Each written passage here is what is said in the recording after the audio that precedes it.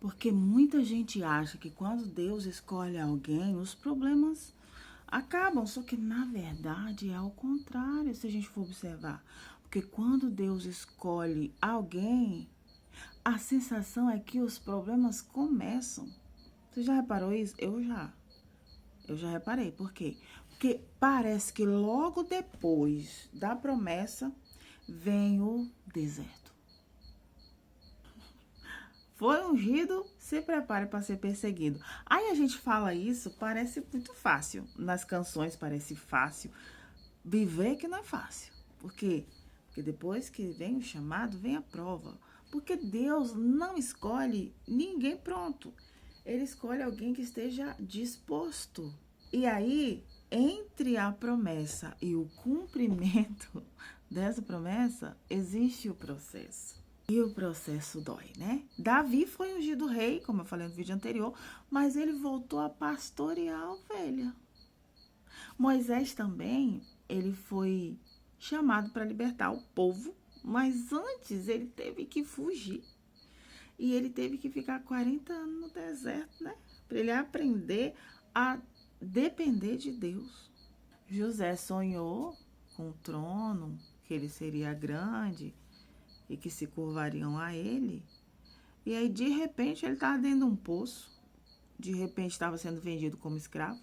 De repente, estava na casa de Potifar. De repente, estava sendo assediado pela mulher de Potifar. De repente, ele estava na prisão. Aí teve Abraão, né? Ah, Abraão, sai da tua terra, do meio da tua parentela e vá pro lugar que eu vou te mostrar. E aí, passaram-se anos andando sem rumo, sem certeza de nada e sem filho. Observem que tem o quê? Um padrão. Deus chama, aí Deus promete. E aí depois Deus vem e quebra você todinho. Por quê? Porque o ego precisa morrer. Só quem é quebrado vai ser confiável. Olha só, Saul não teve que passar processo nenhum. Deram a coroa para ele e ele estragou tudo. Então, o que Deus pegou e fez com Davi? Deus não preparou o trono e passou para Davi. Deus preparou Davi para o trono. E foi essa uma das maiores diferenças de Saul e Davi. Só que esse preparo, ele sempre vai ter dores, vai ter confronto e vai ter solidão. Por quê? Porque é nesse lugar que a gente se desprende do controle, porque é ali que o ego morre. Porque se o ego não morre, o seu caráter não fica alinhado ao que Deus precisa que ele fique.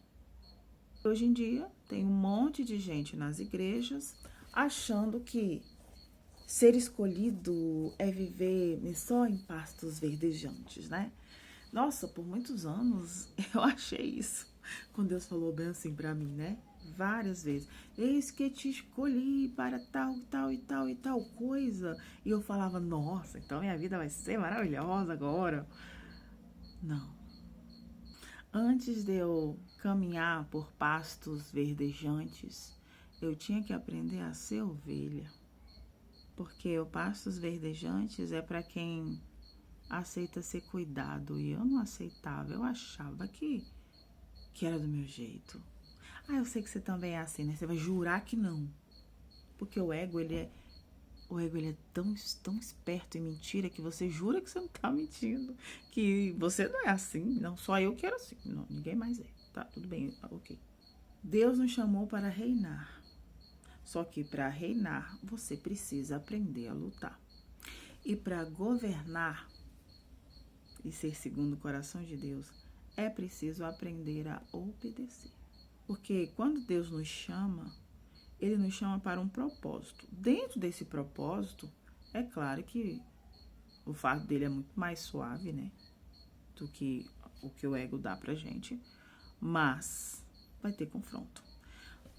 Por quê? Porque o propósito de Deus sempre vai exigir uma transformação. E aí tem uma questão, porque o ego sempre nos leva para a Vitimalândia, de Malicuia. Aí a gente aprende que se Deus nos chamou para algo e para que a gente seja preparado para isso, todas as feridas que tem dentro de nós, que o ego tentou esconder, precisam ser expostas para serem resolvidas. E isso é horrível, doloroso, principalmente se você faz isso sozinho, né? Sem um acompanhamento de alguém. A pessoa começa a dizer, ai, ficou pior, ai, Deus me esqueceu, ai, por quê? Ó Deus, ó vida, ó Deus, ó vida. Só que, de fato, quando você entende que isso significa que Deus está te lapidando, a sua visão muda. Porque sem essa preparação, você não reina.